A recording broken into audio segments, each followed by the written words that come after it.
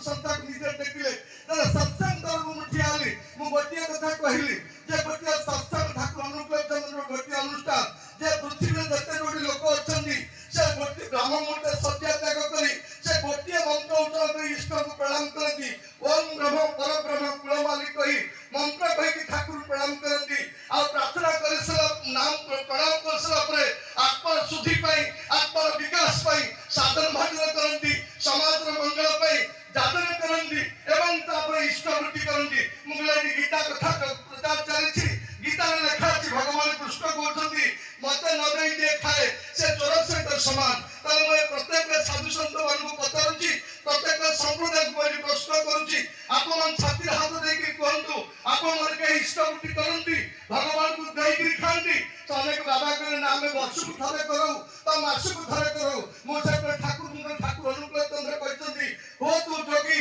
हो तू ध्यानी गोसाई कविर जहाँ भी हो जतन जान इष्ट वृत्ति न करें तुम्हें किसी भी नुह आर्य समाज आर्य कुमार ज्ञानेन्द्र जहाँ को हाजीपुर से प्रिजाइडिंग करते सुप्रीम कोर्ट चीफ जस्टिस आसते सब साधु सन्त मैंने आसते समस्त पीठी हाथ मारिक प्रधान बाबू आप जहाँ कले प्रकृत सत्य जदि आज लोक मैंने कहते ओषा करूँ व्रत करूँ पूजा करूँ कि समाज मंगल कहीं इष्टवृत्ति करूना जो समाज निम्नगामी तेणु ठाकुर अनुकूल चंद्र आसती प्रत्येक लोक को विकास पथ नापी उन्नति पथ नापी प्रत्येक गाँव विकास प्रत्येक राज्यर विकास प्रत्येक देशर विकास प्रत्येक राष्ट्र विकास से ठाकुर विश्व राशि जते नगराती ग्राम सर्वत्र प्रचारित हो सतनाम मुझे कहली जड़े सत्संग अमेरिका था पाकिस्तान था जापान था से दौड़ी था से समस्त गोटे प्रार्थना करती से तेलुगु हो कि तमिल हो से बंगाली हो कि हिंदी भाषा भाषी लोक हो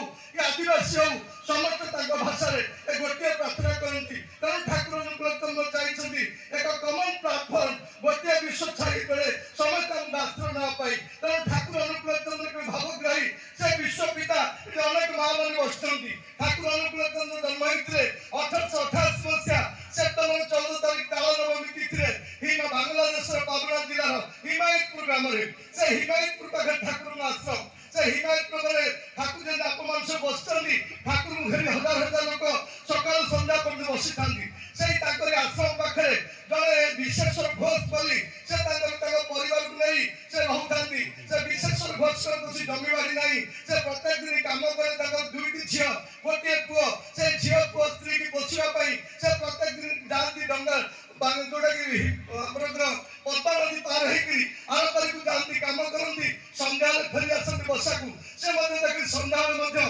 हजार लोक बसुँच से भाविले कौन ठाकुर किसी किनिया कर किसी गुहुक कर लोक घेरिकी बसुँच कौन पाँच आम सकाल सन्ध्या तक खटिकी आम पेट उपास रोचे कि लोक डौल डौल चेहरा समस्त मोर हस चिकन पोशाक ये कौन ये पाँच तेणु मन ही सन्ध्या तेणु से दिन एमती कम करने भितर बयस अतिक्रांत भितर एक रोग आक्रांत हो डायरिया पड़क मृत्यु होगा मृत्यु होगा दुई झी गोटे पुओ बड़ झी जन्म पंगु तार गोटे गोड़ ना तेणु स्त्री चिंता कला मोर स्वामी तो चलीगले मुझे कौन कर तीनोटी पिला कमी नाबाल पिला मुझे मनुष्य करी सुधीर स्त्री मन पड़ा मो स्वामी जो पथे जाऊे जमी कम कर अर्थ उपार्जन कर पिला पोषुले से डेली मो विवाह हिसाब कले दिन पर दिन वर्ष पर वर्ष चलीगला पिला टंका मुंड लगे पिला को बसीते कि बड़ झीर बयस 29 वर्ष होगा विवाह बयस होगा माँ भी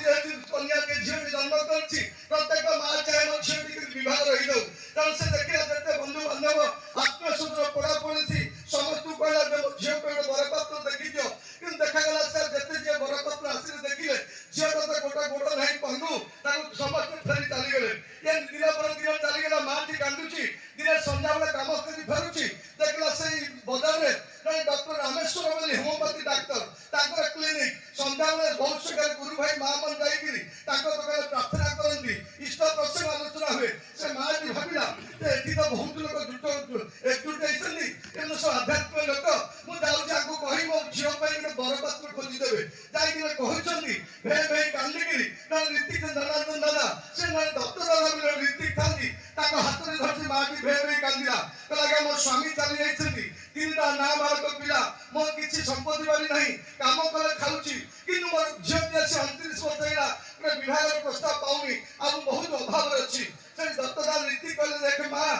ସେଟା ମୋ ହାତ ଧରି କାନ୍ଦୁଛୁ କିନ୍ତୁ ମୁଁ ତୋର ଅଭାବ ଦୂର କରିପାରିବି ନାହିଁ। ତୁ ଭାବିକେ ସହିତ ଭାବ ଲଗା, ତୋର ଅଭାବ ଚାଲିଯିବ। ତେଣୁ ତୋତେ ଗୁରୁ ଗ୍ରହଣ କରିବାକୁ ପଡିବ। ତୁ ଠାକୁର ପୁରୁଷୋତ୍ତମ ଦୀକ୍ଷା ନେ। ମାଟି କହି ଶୁଣିଲା ଭିତରେ ଭାବ ସଞ୍ଚାର ଦେଇଛି। ଦତ୍ତଦାତାଙ୍କୁ ଦୀକ୍ଷା ଦେଲେ। ଦୀକ୍ଷା ଦେଲେ କହିଲେ ମା ଆଜିଠାରୁ ଜୀବନ କିଛି ଠାକୁର ମାଗିବୁ ନାହିଁ। ଗୋଟେ ଜିନିଷ ଠାକୁର ମାଗିବୁ, ପ୍ରଭୁ ଜୀବନ ସାରା ମୁଁ କେମିତି ଭଲ ପାଇବି। ଆଉ ଠାକୁର ଉପରେ ଯଜନ ଇଷ୍ଟବୃତ୍ତି ପ୍ରତ୍ୟେକ ଦିନ ବ୍ରାହ୍ମ ମୁହୂର୍ତ୍ତରେ କରିବି। ଆଉ ମାସକୁ 30 ଦିନରେ ଥରେ ଇଷ୍ଟବୃତ୍ତି ପଠେଇବି। ମାଟି ରୀତିକ କଥା ମାନି ସେମିତି ନାମଧାରୀ କଲା, ଇଷ୍ଟବୃତ୍ତି କଲା, ପ୍ରାର୍ଥନା କଲା। ସବୁଦିନ କାମକୁ ଚାଲିଗଲା। ବର୍ଷ ପରେ ବର୍ଷ ଭାବିଛି ମୁଁ ଗୁରୁ ଗ୍ରହଣ କରିଛି, ମୋର ତ କିଛି ସମସ୍ୟା ଦୂର ହେଇଯିବ। ଶତ୍ରୁ ସହିତ ଦେଖାଗଲା। କିଛି ଦିନ ପରେ ସମସ୍ୟା ଯାଇନି। ପୁନର୍ବାର ସତ୍ସଙ୍ଗରେ ସେଇଟା ରୀତିକୁ ଦେଖାଗଲା। ରୀତିକୁ ଦେଖାଇକି ହାତ ଧରି କାନ୍ଦିକିରି ଦାଦା ଏତେ ଦିନ ହେଲା ତ କିଛି ସମସ୍ୟା ଗଲାନି, ମୁଁ କଣ କରିବି? କାନ୍ଦିବାକୁ ଆରମ୍ଭ କଲା ରୀତିଙ୍କ ପାଖରେ। ରୀତିଙ୍କ ମା ଠାକୁର ଧୈର୍ଯ୍ୟ ଧର, ବିପଦ କଟିଯିବ, ବିଶ୍ୱାସ କର, ତୁ ଅନ୍ତର ଅଧିକାରୀ ନିର୍ଭର କର, ତୁ ବିଶ୍ୱାସ ଅନ୍ତର ଅଧିକାରୀ ହବୁ। ତେଣୁ ଠାକୁର ସେ ରୀତିಯ କଥା ମାନି ସେ ସନ୍ଧ୍ୟାବେଳେ ଯାଇ ଘରେ ଠାକୁରଙ୍କ ପାଖରେ ପ୍ରାର୍ଥନା କରୁଛି। ଏ ପ୍ରାର୍ଥନା କରିବା ସହିତ ତା ଆଖିରୁ ଧାର ଧାର ଶ୍ରାବଣର ଧାର ବଳି ଏଭଳି ଲୁହ ବୋହି ଚାଲିଛି। ଠାକୁର ବସି ଆସ୍ଥାନ ପାଖରେ ନିଦ ଲାଗିଯାଇଛି, ଶୋଇଯାଇଛି। ରାତି 2ଟା ସମୟ ହେଇଛି। ଠାକୁର ଆସି ତା ମୁଣ୍ଡ ପାଖରେ ବସି କହୁଛି ତୁ କାହିଁକି ମୋତେ ବିରକ୍ତ କରୁଛୁ? ତୁ କାହିଁକି କାନ୍ଦୁଛୁ? ଦେଖ ତୋ ଗୋଟେ ତୋର ଝିଅ ପାଇଁ ମୁଁ ବରପାତ୍ର ଆଣିଛି। ସେ ଶୋଇଛି ନିଦରେ। ରାତିରେ ସ୍ୱପ୍ନ ଦେଖୁଛି ଠାକୁର ତା ଘରକୁ ଆସିଛନ୍ତି।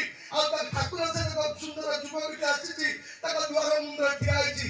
ମା ସ୍ୱପ୍ନ ଦେଖୁଛି। ହଠାତ୍ ନା ନିଦ ଭାଙ୍ଗି ଯାଇଛି। ଦେଖିଲା ଠାକୁର ନାହାନ୍ତି କି ସେ ଯୁବକ ନାହାନ୍ତି। ତାପରେ ରାତି ପାଇଛି। ତା ରୀତିଙ୍କ ପାଖରେ କହୁଛି, ଦତ୍ତଦାଙ୍କୁ କହୁଛି ଦାଦା କାଲି ରାତିରେ ଠାକୁର ମୋ ଘରକୁ ଆସିଥିଲେ। ମତେ ସ୍ୱପ୍ନ ମୋ ମୁଣ୍ଡ ପାଖରେ ବସି କହୁଛନ୍ତି ଯେ ତୁ କାହିଁକି କାନ୍ଦୁଛୁ, କାହିଁକି ବିରକ୍ତ କରୁଛୁ? ଦେଖ ତୋ ଝିଅ ପାଇଁ ମୁଁ ଗୋଟେ ଭଲ ଭଲ ପାତ୍ର ଆଣିଛି। ତାପରେ ରୀତିକ କହୁଛନ୍ତି ଦେଖ ମୁଁ 40 ବର୍ଷ ଦୀକ୍ଷା ନେଇ ରୀତିକ ତାଙ୍କର ମୁଁ ଦିନେ ଠାକୁର ସ୍ୱପ୍ନ ଦେଖିନି। ତୁ ଏ କେଇ ଦିନ ଭିତରେ ଦୀକ୍ଷା ନେଇକିରି ଠାକୁର ଆସି ତୋ ଘରକୁ ଆସିଛନ୍ତି, ତୁ ସ୍ୱପ୍ନ ଦେଖିଛୁ, ତାହେଲେ ତୋ ନିଶ୍ଚିତ ଭଲ ବେଳ ଆସିଗଲା। ଦେଖାଗଲା ତା ପରଦିନ ତାପରେ ଆତ୍ମୀୟ ସ୍ୱଜନ ସେ ଝିଅ ପାଇଁ ଗୋଟେ ବିଭାଗର ପ୍ରସ୍ତାବ ଆଣିକି ଆସିଛି।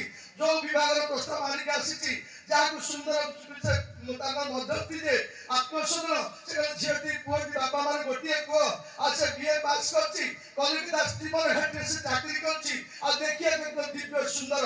ଏଇ କଥା ଶୁଣୁଛି ସେ ମାଟି ଭାବୁ ସତରେ କଣ ଉଷୁନା ଧାନ ଗଜା ହବ, ମୋର ହାଣ୍ଡିକର ଗୋଟେ ଝିଅ ବାହା ହବ। ଏ କଥା ମୋ ମା ମନେ ମନେ ଭାବୁଛି। କିନ୍ତୁ ତାପରେ ସେ ପୁଅକୁ ସାଙ୍ଗରେ ଆଣିକି ଆସିছে ମଧ୍ୟସ୍ଥି। ମା ଯଦି ଆଶ୍ଚର୍ଯ୍ୟ ହଉଛି। ଆଉ ଏ ପୁଅର କଣ୍ଡିସନ ଥିଲା ମୁଁ ଏକ ସଂସ୍କାର ସମ୍ପନ୍ନ ଝିଅଟିଏ ଦେବି, ମୋର ଧନ ସମ୍ପତ୍ତି କୋଠା ବାଡ଼ି କିଛି ଦରକାର ନାହିଁ। ଦେଖାଗଲା ସେ ଝିଅଟିକୁ ସେ ବୋହୂ କରି ନେଇଛି କଲିକତା ସହରରେ ବିଭାଗରେ ଚାକିରିରେ କଲିକତା ଷ୍ଟିମର ହେଡ୍ ରହିଛନ୍ତି। ତାପରେ ନାବାଳ ପୁଅକୁ ଆଉ ଏ ନାବାଳ ଝିଅକୁ ମଧ୍ୟ ସେ ଜ୍ୱାଇଁ ମଧ୍ୟ ନେଇକି ଶାଶୁକୁ କଲିକତା ରଖିଛନ୍ତି। କାଳକ୍ରମେ ଦିଟା ପୁଅ ଝିଅ ପାଠ ପଢି ନିଜ ଗୋଡ଼େ ଠିଆ ହେଇଛନ୍ତି। ସେଥିପାଇଁ ଠାକୁର ଇଷ୍ଟଙ୍କ ଠାରୁ ନିୟମ ଲାଗିଛି ଦିଅ ତମକୁ ଯେତେ ପାର, ନବାର ବଡ଼ ସତ୍ୟ ବୁଦ୍ଧି ଦବାର ହୁଏ ପ୍ରୀତିକାର। ଆଜି ମଣିଷ ବେକାରୀ ହେଇଛି କାହିଁକି? ଆଜି ମଣିଷ ଭିକାରୀ ହେଇଛି କାହିଁକି? ଆଜି ମଣିଷ ଦରିଦ୍ର ସୀମାତ୍ର ରହିଛି କାହିଁକି? ଆଜି 77 ବର୍ଷ ସ୍ୱାଧୀନତା ପରେ ଏବେ ବି ଲୋକ ଯୁବକ ମାନେ ବେକାରୀ ସମସ୍ୟା ଦରିଦ୍ର ସୀମା ରକ୍ଷା କରୁଛନ୍ତି। ତାର ଗୋଟିଏ କାରଣ ହଉଛି ଯେ ଦିଏ ସେ ପାଏ, ଯେ ଦିଏ ନା ସେ ପାଏ ନା। ସାଧାରଣତଃ ଆପଣ ଗ୍ରାମାଞ୍ଚଳ ସମସ୍ତେ ଘରେ ଗାଈ ରଖିଛନ୍ତି। ଆମ ରାଜ୍ୟ ସଂସ୍କୃତି ପରମ୍ପରା କହୁଛି ଯେ ପ୍ରକୃତିକି ଦିଏ, ପ୍ରକୃତି ତା ଶହେ ଗୁଣା କରି ଫେରେଇ ଦିଏ।